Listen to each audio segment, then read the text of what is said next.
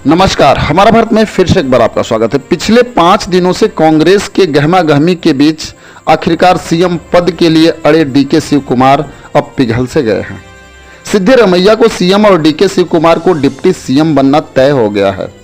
राजनीतिक संतुलन के हिसाब से इस फैसले को भले ही मास्टर स्ट्रोक कहा जा रहा है, लेकिन पावर बैलेंसिंग के मामले में सीएम के सामने डिप्टी सीएम कहीं नहीं ठहरते।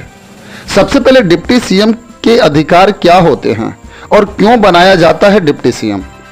सबसे पहले बताएंगे कि भारत को पहला डिप्टी सीएम यानी उप मुख्यमंत्री कब मिला।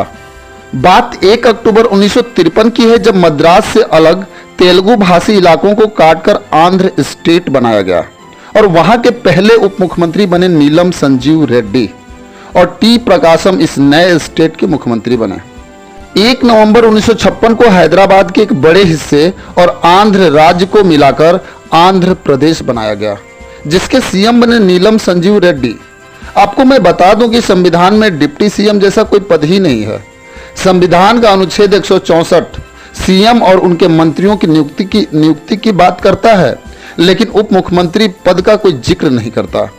कोई भी मुख्यमंत्री कितना भी ताकतवर होगा, यह उसके विभाग पर निर्भर करता है। ऐसा नहीं कि डिप्टी सीएम और विभाग के मंत्रियों से अलग पावर होते हैं। उसे उतना ही पावर मिलता है जितना एक मंत्री को मिलता है। उसे भी अपनी कोई फाइल सीएम तक पहुंचानी ही पड़ती है, या यूं कहें तो डिप्टी सीएम अपने विभाग को छोड़कर दूसरे विभाग के पदाधिकारियों को कोई निर्देश नहीं दे सकता, जबकि सीएम पदाधिकारी क्या किसी भी मंत्री को भी आदेश दे सकता है। सबसे बड़ा सवाल यह उठता है कि संविधान में जब उप मुख्यमंत्री का कोई पद नहीं है, तो फिर आज की पार्टियां इसे रेवड़ी की तरफ बांटती क्यों हैं? क्योंकि आज के वक्त में डिप्टी सीएम पॉलिटिकल बैलेंसिंग का एक अहम टूल हो गया है।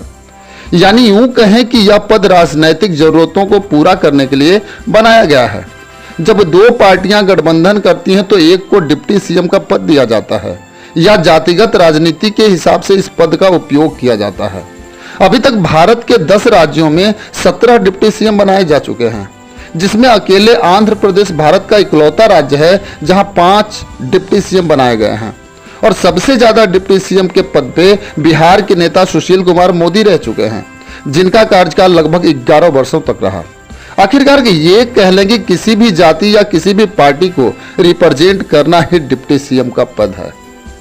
आज के लिए बस इतना ही, फिर मिलेंगे। नमस्कार।